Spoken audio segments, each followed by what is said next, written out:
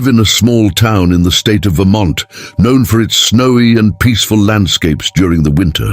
At Christmas, everything feels perfect. Snow-covered streets, houses adorned with bright lights, and an atmosphere that makes you feel like you're living inside one of those classic holiday movies. But last Christmas, something happened that changed the way I see this time of year forever. Something I've never been able to explain. Ever since I was a kid, I loved Christmas. It was the one time of year when everything seemed to be in harmony. My parents would decorate the house meticulously, and our entire street would transform into a little winter wonderland. But as I got older, that magic started to fade. By last Christmas at 17, I wasn't as excited about the holiday season as I used to be. When my parents decided to go out to dinner with some friends in Montpellier, about 1 hour away, I told them I'd rather stay home. I claimed it was because of the cold, but the truth was I just wanted some quiet time. I wrapped myself in a blanket on the couch, made a mug of hot chocolate, and started watching a Christmas special on TV. Outside, the street was practically deserted. Only a few houses still had their lights flickering in the windows, and the snow was falling softly, covering everything in a thicker, glistening layer. My house is in a quiet neighborhood, surrounded by dense woods that seem to go on forever. In winter, when night falls, the silence is almost oppressive. Every sound, no matter how small, feels amplified. I was so immersed in my routine that I almost didn't notice when something strange caught my eye. Standing in the middle of the street, barely visible through the falling snow, was a figure, completely still, as if frozen in place. It was a man dressed as Santa Claus, complete with the red suit, hat, and even a thick white beard. At first, I thought it might be a neighbor playing a prank or visiting someone, but something about it felt off. He wasn't moving or going into any houses. He was just standing there, facing my house, as if he were watching me. I stared at him for a few seconds, waiting for him to move, but he didn't. There was something deeply unsettling about it. After all, what kind of person just stands motionless in the middle of the street at night dressed as Santa Claus? I tried to shake it off and went back to watching TV, but the feeling of being watched wouldn't go away. After about 5 minutes, I glanced back. This time, he wasn't in the same spot. My heart sank as I realized he had moved. He was now standing on the sidewalk across the street, closer to my neighbor's house. He was still looking in my direction. It was as if he were slowly getting closer. My hands began to sweat as I backed away from the window, my pulse racing. I grabbed my phone, thinking about calling my parents, but then I hesitated. I didn't want to sound paranoid. Instead, I decided to take a picture as proof. I went back to the window, but when I raised the camera, he was gone. The street was completely empty, as if he had never been there. I decided to check all the doors in the house, locking each one. As I moved through the house, I couldn't shake the feeling that I wasn't alone.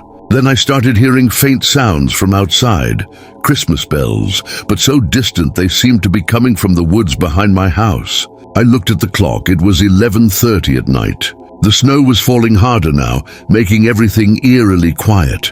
But the feeling of being watched lingered. Minutes later, I heard another sound, footsteps on the porch. They were soft but unmistakable. My heart nearly stopped. I crept toward the door, holding my breath. I looked through the peephole, but no one was there. Then I heard something that sent chills down my spine. 3 soft knocks on the door, as if someone were trying to get my attention. Instinct told me not to open it, but curiosity got the better of me. When I finally worked up the courage and opened the door, no one was there. But something had been left in the snow, right in the middle of the porch. A small Christmas ornament. It was a bright red sphere. I picked it up and noticed something engraved on it. My name, in perfect, elegant letters. I stumbled back into the house, panicked. I slammed the door shut, locked it again, and turned on every light in the house. I grabbed a knife from the kitchen and stood in the living room, staring at the window, waiting for any sign that he might come back. That's when something even stranger happened. The Christmas lights on the neighboring houses began to flicker erratically, like someone was tampering with them. The red and white glow cast eerie shadows across the snow, creating a surreal, almost nightmarish scene. Then I saw him again. He was at the far end of the street, but this time he didn't look human. His silhouette was distorted, larger than before, with impossible proportions. When my parents finally came home, a little after midnight, I rushed to tell them what had happened. My dad laughed, dismissing it as my imagination running wild, but my mom noticed how shaken I was. They promised to check it out in the morning. On Christmas morning, I went outside to investigate. The footprints in the snow were still there, but they didn't make sense. They started in the middle of the street and led straight to the porch. But then they stopped.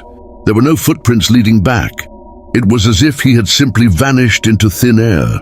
To this day, I have no idea who or what that figure was. But ever since that night, Christmas has never felt the same. I was 19 years old when I got my first temporary Christmas job at a local mall in Chicago. It was a typical holiday gig, managing lines for kids who wanted to take pictures with Santa Claus. The mall was massive and always packed during the day, with kids running around and parents carrying shopping bags. But at night, especially on weekdays, the place took on a completely different atmosphere. Quiet, almost empty. The mall felt like another world. A world where the cheerful lights and music of Christmas gave way to shadows and an eerie silence. It was there that I learned even the liveliest places can hide something dark. The Santa Claus hired for the photos was a man in his early 50s who introduced himself as Mr. Redfield. At least that's what he called himself. He was friendly enough with the kids, wearing the classic red suit, a well-placed fake beard, and letting out exaggerated laughs every time a child sat on his lap.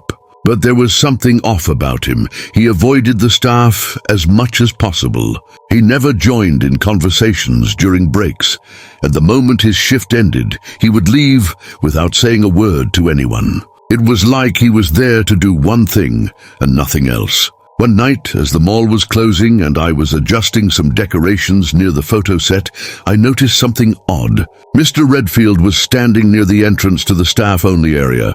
He was still wearing his Santa suit, but stood perfectly still, staring at something. I tried to follow his gaze, but I couldn't see what he was looking at. He seemed lost in deep thought, or maybe something more unsettling. Pretending I hadn't noticed, I went back to my work, but the image of him standing there stayed with me. Later that night, I went to the storage room to put away some decoration boxes. The storage area was located at the back of the mall, connected to employee-only hallways. As I organized the boxes, I heard footsteps behind me. It wasn't unusual for other employees to be around, so I didn't think much of it at first. But when I turned around, the hallway was completely empty. Then I noticed something strange. Wet footprints on the floor. They hadn't been there before. The footprints led deeper into the storage area, toward a section with no exits.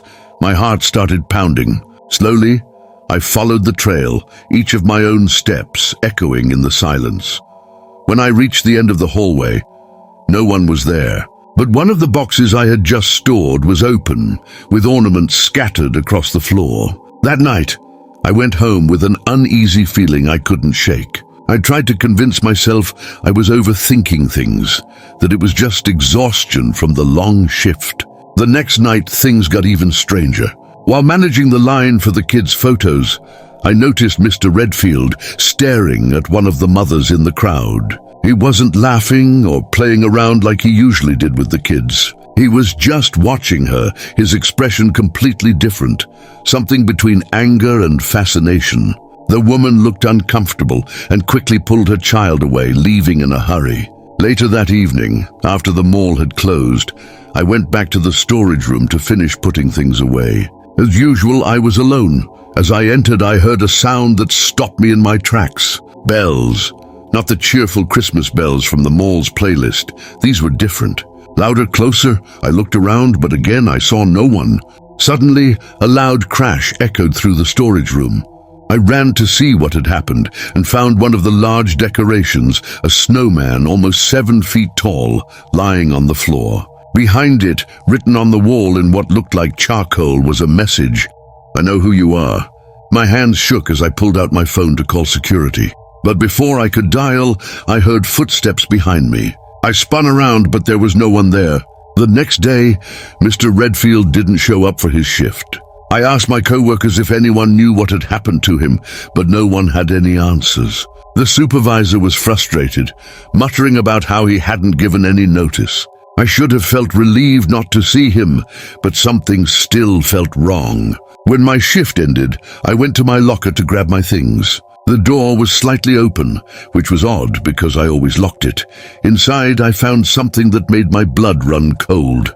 A photograph. It was a picture of me, taken from a distance, while I was managing the line for Santa photos. On the back of the photo, there was a handwritten message. "See you soon." At that moment, I knew I couldn't stay at that job. I quit the very next day and never went back to that mall. I never found out who Mr. Redfield really was or what he wanted. But to this day, every time I see a mall Santa, I get chills down my spine, as if he's still out there, watching, waiting for the right moment to show up again. It was Christmas Eve, and my family decided to do something different that year. Instead of staying home, we rented a remote cabin in a place called Big Bear Lake, California. The area is famous for its snowy winters and stunning landscapes. The idea was to spend Christmas away from the hustle and bustle of the city, surrounded by nature and the peaceful silence of the countryside. The cabin was tucked deep in a dense forest, with other rental houses scattered far apart. When we arrived, we were enchanted. The place looked even more magical than in the photos. A cozy wooden cabin, decorated with Christmas lights, a fireplace ready to be lit, and a large Christmas tree already set up and glowing in the corner of the living room. It was like stepping into a postcard. That first night was idyllic.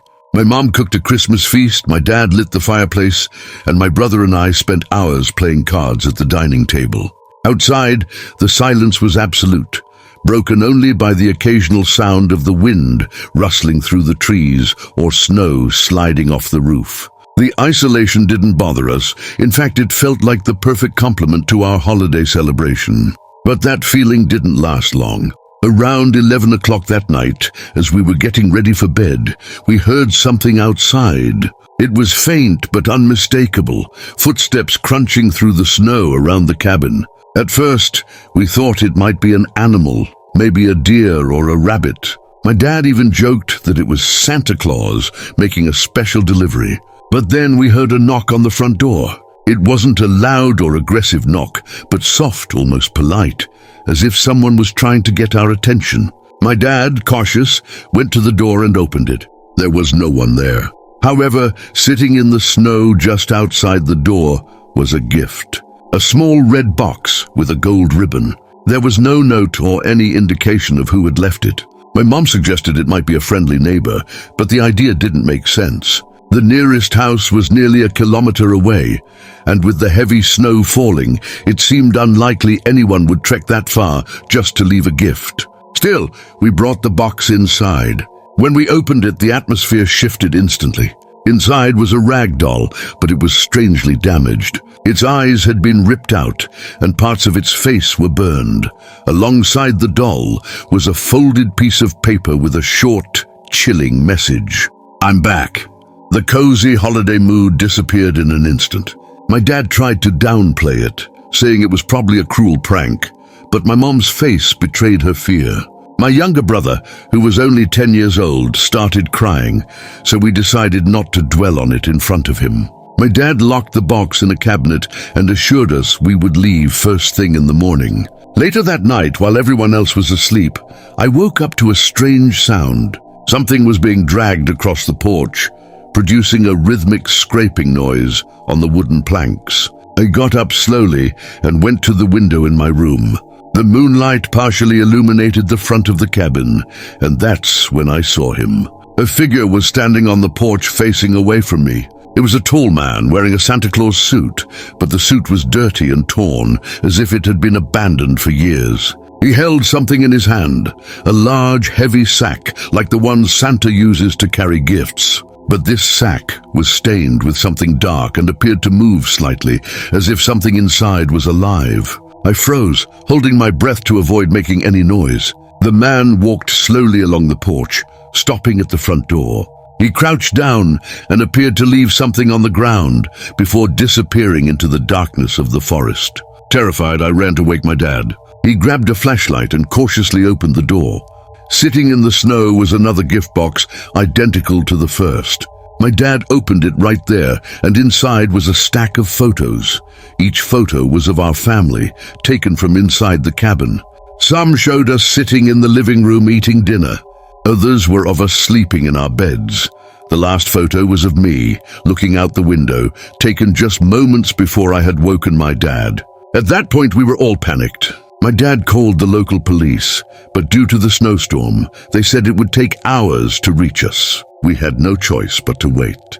We locked every door and window and huddled together in the living room, listening to every sound outside. Around 3 o'clock in the morning, the sounds began again. This time they were on the roof. Slow, heavy footsteps moved above us, as if someone were walking directly overhead. My brother began crying, and my mom held him tightly, trying to calm him, though it was clear she was just as scared. My dad stood near the door, gripping a piece of wood from the fireplace, ready to defend us if necessary. The footsteps continued for several minutes before suddenly stopping. We stayed awake until dawn, waiting for the police to arrive. When they finally made it, they found footprints around the cabin and marks on the roof, but no sign of who or what might have been there. We left the cabin that same day and never went back. To this day, we have no idea who left those gifts or why. But every time I hear the sound of bells during the Christmas season, a chill runs down my spine, reminding me of that night at Big Bear Lake.